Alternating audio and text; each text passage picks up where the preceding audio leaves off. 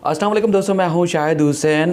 तीन चार अहम मामलात हैं। एक तो वफाकी हुकूमत और सूबाई हुकूमत के दरमियान आप देख रहे हैं कि हलीम आदिल शेख साहब की गिरफ़्तारी के बाद एक बड़ी जंग छिड़ गई है।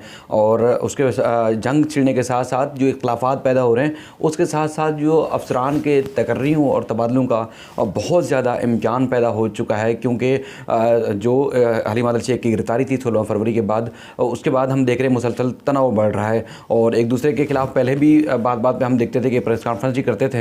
अमली तौर पर तो दोनों पार्टियां, चाहे वो पीटीआई हों या सिंध हुकूमत हो, यहाँ करती हुई नज़र नहीं आती, लेकिन प्रेस कॉन्फ्रेंस के जवाब जो है पूरा दिन आपको नज़र आएंगे। अब जो आज ख़ास तौर पर गवर्नर सिंध की प्रेस कॉन्फ्रेंस सामने आई है और उसके बाद फिर जो मुर्तज़ा वहाब साहब की प्रेस कॉन्फ्रेंस सामने आई है, उसमें लग रहा है कि अब तनाव मज़ीद बढ़ रहा है। एक तो वार्निंग दी है गवर्नर सिंध ने आईजी सिंध मुश्ताक महर साहब को, जिसमें उन्होंने कहा है कि वो जिस तरह गैर जानिबदारी का मुजाहरे से करने की एक तवक्को ज़ाहिर की जा रही थी, वो नहीं कर रहे मुश्ताक महर साहब, बल्कि एक पार्टी बने हुए हैं और उनके अहकामात जो है वो बुरुकार नहीं ला रहे, बल्कि एक गैर जानिबदारी का मुजाहरा जो है वो नहीं कर रहे। और अगर उनसे कुछ पूछा जाता है तो वो स्टीरियोटाइप जो जवाब मिलता है कि जैसे सब कुछ कानून के मुताबिक हो रहा है। अच्छा, कुछ चीज़ें जो है वो कहना, कुछ हक़ाइक़ आपके सामने रखना बहुत ज़्यादा ज़रूरी है। वो ये है कि जैसे मैंने हलीम आदिल शेख साहब से इंटरव्यू भी किया था अपने यूट्यूब चैनल के लिए, जिसमें उन्होंने खुद कहा था कि जो गए थे वहाँ पर मतलब PS 88 में, तो वो एक तो वोट कास्ट करने गए थे, दूसरा जो असलहे के साथ लैस लोग थे वो उनके ज़ाती गनमैन थे, सिक्योरिटी गार्ड थे। और उसके बाद फिर हुआ ये है कि जैसे आज भी इस बात की गवर्नर ने तस्दीक की कि कुछ रोज़ पहले, कुछ अर्सा पहले ये तमाम जो MPAs MNAs हैं तमाम जमातों के, अपोजिशन जमातों के, उनसे सिक्योरिटी जो पुलिस की थी वो वापस ले ली गई है सिंध हुकूमत की जानिब से। तो जितने भी MPAs MNAs, चाहे वो जिनका ताल्लुक MQM से है, चाहे उनका ताल्लुक PTI से या दीगर जितने भी जमातें हैं, वो अपनी ज़ाती सिक्योरिटी जो है वो लेके घूम रहे हैं शहर में, लेकिन उनको सरकारी सिक्योरिटी, सरकारी असला सिक्योरिटी के तौर पर नहीं मिला हुआ है। तो उनका ये कहना था कि एक तो वोट कास्ट करने गए थे, हलीम आदिल शेख का कहना था, दूसरा ये है कि वो अपनी जान बचाने के लिए ज़ाहिर उनको ख़तरा है और उनकी गाड़ी पर हमला भी हुआ। तो ये सारी चीज़ें इसलिए हुई। और उसके बाद फिर जब इलेक्शन कमीशन के अहकामात के हवाले से आज मुर्तज़ा वहाब साहब जो बता रहे थे कि मुर्तज़ा वहाब साहब ने कहा कि जैसे इलेक्शन कमीशन के हुक्म पर SSP मलिर ने कार्रवाई की, वो अगर कोई गैर जानिबदार आदमी अगर इस बात की जाकर थोड़ा इन्वेस्टिगेट करे, मैं तो आपको बिल्कुल हक़ाइक़ बता रहा हूँ कि आप ज़रा ये जाके चेक करें, इलेक्शन कमीशन जो है, सूबाई इलेक्शन कमीशन, उसमें कौन से अफसरान हैं, किन किन का ताल्लुक किस किस पार्टी से, और फिर अगर इस तरह के अहकामात नहीं आएंगे तो फिर क्या होगा। जिस तरह कहा गया कि हल्का बदर कर दो और फिर इस तरह की जो बातें आई, वो इलेक्शन कमीशन में जितने भी अफसरान बैठे हुए हैं वो उनका ताल्लुक भी तकरीबन बहुत हद तक, ज़्यादा हद तक इस बात का लोग जो है वो बताते हैं कि उनका ताल्लुक पीपल्स पार्टी के किसी न किसी तौर पर ज़रूर है। तो फिर वो इस तरह के हलीम आदिल शेख के ख़िलाफ़ अहकामात क्यों नहीं देंगे जो हलीम आदिल शेख की गिरफ़्तारी के बाद फिर आज तक अदालतों के चक्कर काटने का सबब बन रहे हैं। चले वो हल्का बदर करने का जो अहकाम था वो तो था ही, साथ में जो 780 लगाने की जो दफ़ात हैं, जब वो हवाला दे रहे थे कि ये तो हमने नहीं किया, अदालतों ने किया। तो अदालत, कोई भी अदालत, चाहे वो कोई भी गिरफ़्तारी अमल में आई, कोई भी शख्स को अगर गिरफ़्तार करेंगे तो उसमें अगर 780 लगा दें, चाहे वो कोई भी बड़ी से बड़ी शख्सियत हो, वो उसके ऊपर अदालत उसको रिलीज़ नहीं करती, रिमांड लाजमी देती है पुलिस की इस्तदा के ऊपर। पुलिस ने तो 30 रोज़ का रिमांड मांगा था और कम से कम 14 दिन का तो उनको मिलता ही मिलता। प्रोसिक्यूटर ने 14 दिन की भी इस्तदा की थी। हम तो अदालत में थे, तो अदालत ने उनको तो रिमांड नहीं दिया। और उसके बाद फिर मैं अगर बात करता हूँ, असल में अदालतों से मुताल्लिक़ बहुत ज़्यादा बातें हैं, अगर मैं करूँ तो फिर वही ऐसा ना हो कि कहीं मैं भी तौहीन अदालत का मुर्तकब हो जाऊँ। तो बशीर खोसो साहब ने तो उस दिन 2 दिन का रिमांड दिया था और सियासी बातें करने से भी रोक दिया था।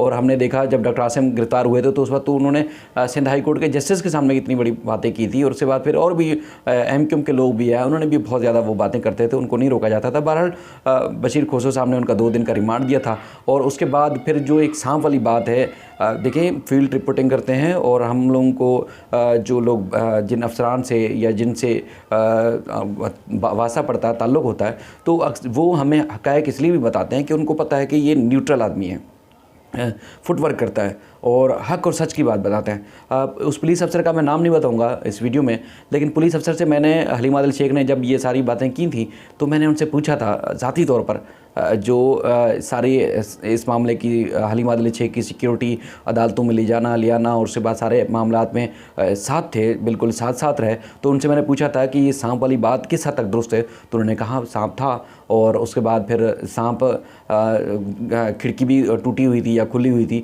तो वहाँ से ज़्यादा इम्कान है कि सांप आ सकता है। और उसके बाद ये सारी बात उन्होंने खुद तस्लीम की। ज़ाहिर इन्वेस्टिगेशन हो रही है, अब मैं ना उस पार्टी का तर्जमान हूँ ना उस पार्टी का तर्जमान हूँ, लेकिन मैं कोशिश कर रहा हूँ कि हक़ाइक़ बताऊँ कि असल में ये खबरें जो है इस पर कोई जो है वो उसको सामने नहीं लाता, उस पर कोई बात नहीं करता।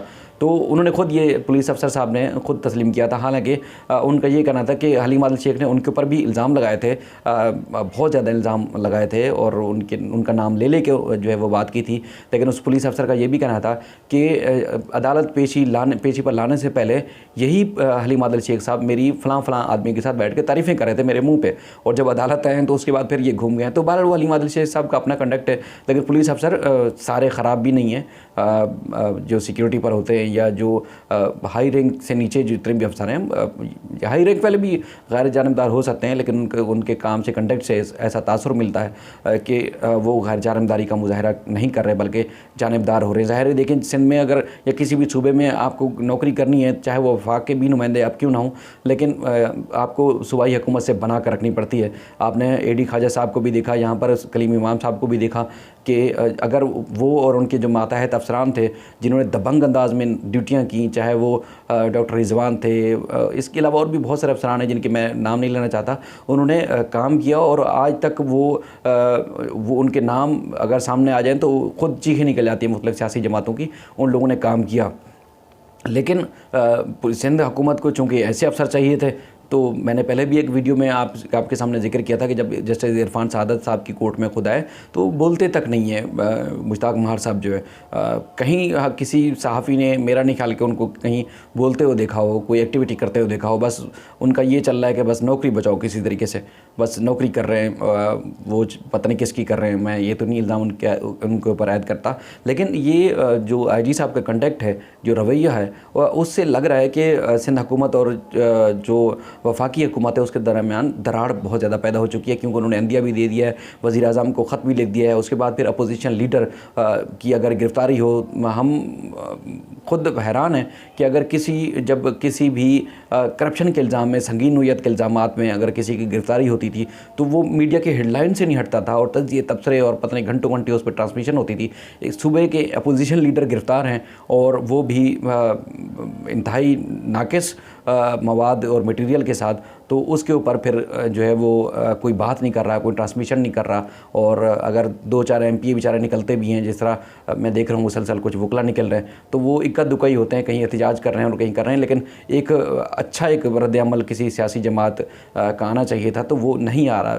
यहाँ से लेके वफाक तक, इस्लामाबाद तक, कोई भी PTI का जो रहनुमा है जिनको तवक्कुआत थी, वो जिनसे तवक्कुआत लोगों की थी, यहाँ के वोटर को जो जिनसे हमारी बात होती है, तो वो उनकी वो तवक्कुआत पूरी नहीं हो पा रही। तो अब ये एक तो उनको गवर्नर साहब ने IG सिंध को ख़बरदार किया है कि वो कबीला दुरुस्त कर लें, सीधे हो जाएं, वरना बहुत ज़्यादा तब्दीली आ सकती है। और उन्होंने कहा भी कि इनको तब्दील किया जाएगा, बल्कि ख़त में उन्होंने सिफारिश भी कर दी है वज़ीर आज़म को कि IG सिंध को तब्दील किया जाए, लेकिन लगता नहीं है। क्योंकि उन्होंने, जब आपने देखा हो कि जब वफाक का मामला था, क़ायद आज़म की मज़ार के तक़द्दुस का मामला था, उस वक्त भी आपने देखा कि तमाम पुलिस अफसरान जो थे उन्होंने छुट्टियों की दरख्वास्त दी और एकदम पार्टी बन गए थे। और उस वक्त वफाक को नीचा दिखाने की कोशिश में पुलिस अफसरान जो थे वो पेश नज़र आए।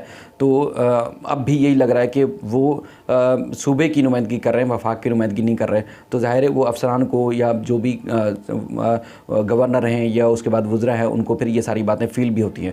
तो एक तो ये बात हो गई कि तनाव बढ़ रहा है और बहुत ज़्यादा जो इम्कान है IG की तबादले का, और एक नया IG लाने के हवाले से बहुत ज़्यादा खबरें ज़ोर पकड़ रही हैं। और हमारे ज़राए यही बताते हैं कि बहुत जल्द मुश्ताक महार साहब को तब्दील कर दिया जाएगा और नया IG जो है उनको तैनात किया जाएगा। और बहुत सारे पहलू हैं उनकी वीडियोज़ में, कोशिश करता हूँ उसको कम रखूँ। अच्छा, दूसरा जो बात हो रही थी कि तशद्दुद नहीं हुआ और 20 सेकंड की वीडियो जो है वो जारी की गई हलीमा आदिल शेख की। और फिर एक जो तस्वीरें नज़र आई जो जेल से उनको जब NICVD मुंतकिल किया गया था, उसमें जो इनाम फाउंडेशन है शर्जील मेमन साहब की, उस एम्बुलेंस में मुंतकिल किया गया। तो उसके हवाले से तो एक और भी बहुत सारी खबरें हैं जेल के हवाले से कि जेल में इनाम फाउंडेशन की एम्बुलेंस जो थी वो क्या कर रही थी। अगर ज़रूरत थी जैसे 115 है ईदी या चीपा या सरकारी एम्बुलेंसेज होती हैं वहाँ पर उसमें मुंतकिल करना चाहिए था। लेकिन नीचा दिखाने की आप हद देखें कि हलीमा आदिल शेख को नीचा दिखाने के लिए क्या क्या किया जा रहा है कि शर्जील मेमन की जो एक फाउंडेशन है वो उसके ज़रिए मुंतकिल किया गया अस्पताल, और तस्वीरें बना के रिलीज़ की गई कि किस हालत में हमने उनको मुंतकिल किया। तशद्दुद का भी हमें ज़रा तस्दीक करते हैं इस बात की कि हुआ।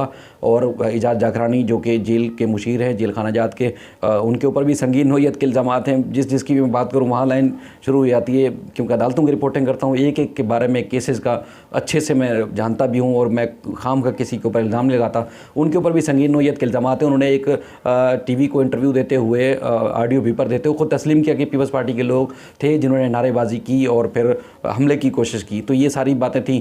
लेकिन उस बात की तस्दीक कि अगर हमला हुआ है तो उस बात की तस्दीक कि उनके टांग में चोट आई है हलीमा आदिल शेख की, तो वो जो सीमी जमाली साहिबा हैं, डायरेक्टर जिना अस्पताल JPMC, उन्होंने तस्दीक की है कि चोट लगी है हलीमा आदिल शेख की टांग में, राड था। तो जब राड था तो इसका मतलब है कि चोट लगी है और वो वाज़े हो गया है, साबित हो गया है कि उनके ऊपर तशद्दुद भी हुआ है। लेकिन हक़ हुकूमत चूँकि मान नहीं रही, चाहे दीगर भी मामला हों पीपल्स पार्टी से आप सियासत में तो शायद ही जीत सकते हों, अगर कोई प्रोपेगेंडा करना है तो वो भी नहीं जीत सकते, अगर मीडिया की सपोर्ट चाहिए तो भी आप नहीं जीत सकते, और चाहे वो गलत भी होंगे तो आपको बिल्कुल ठीक करके दिखाएंगे, और उसके बाद अगर दूसरा सही भी होगा तो वो ख़ुद को सच्चा साबित नहीं कर पाता। इस तरह की सियासत करते हैं। मैंने कोशिश की कुछ हक़ाइक़ थे आपके सामने रखूं, क्योंकि वही वाली बात कि TV चैनल्स पर ये सारी बातें नहीं बताई जाती, नहीं कोई बताता। मेरा दोनों पार्टी से किसी किस्म का कोई ताल्लुक़ नहीं है। हक़ाइक़ ऐसे हैं वो बताना बहुत ज़्यादा ज़रूरी होता है। शर्जील की जो इनाम फाउंडेशन के हवाले से मैं बता रहा था कि शर्जील का और उसके बाद कुछ और भी लोग हैं जिनका जेल के अंदर बहुत ज़्यादा इन्फ्लुएंस है।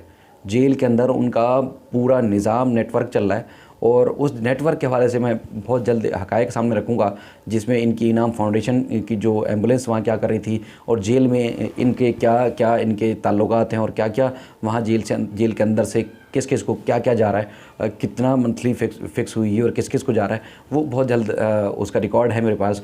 मैं एक वीडियो के ज़रिए सारी चीज़ों से आगाह करूँगा। रिटायर होने के बावजूद वहाँ अफसर कुछ तैनात हैं या उनके धंधे चल रहे हैं वहाँ, वो भी मैं कोशिश करूँगा कि आपके सामने रखूँ।